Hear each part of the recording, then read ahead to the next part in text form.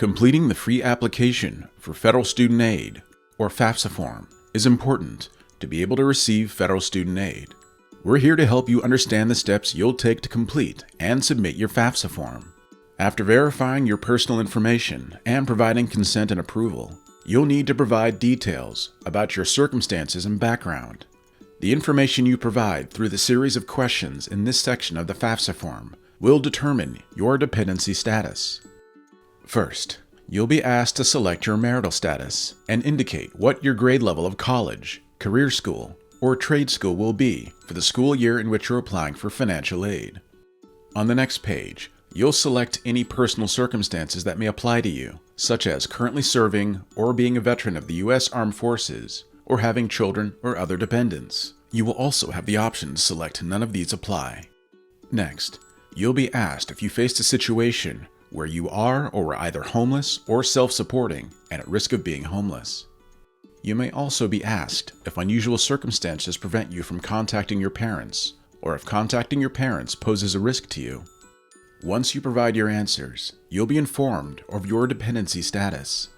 You may be identified as a dependent student, an independent student, or provisionally independent student. Your dependency status, along with other information reported elsewhere in the form, will determine if any contributors will be required to participate on your FAFSA form. An independent student may need to invite a spouse contributor.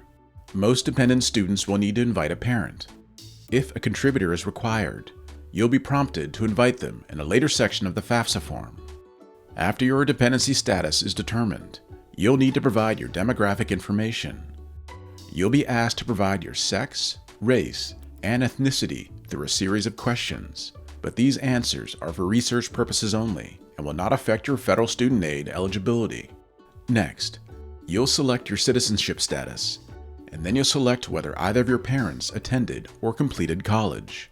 You may be asked if your parent or guardian was killed in the line of duty while serving on active duty as a member of the U.S. Armed Forces or performing official duties as a public safety officer. The next question will ask you to select your high school completion status, and if you select high school diploma, you'll enter the state, city, and school name to search for your high school. Once you've found your high school, you'll be asked to confirm your selection. If you select state-recognized high school equivalent, you'll select the type of equivalent and issuing state. Now that you've provided your background and demographic information, you'll continue to the next section of the FAFSA form, where you'll enter information about your finances. We'll cover what questions to expect in our next video. Provide your financial information on the FAFSA form.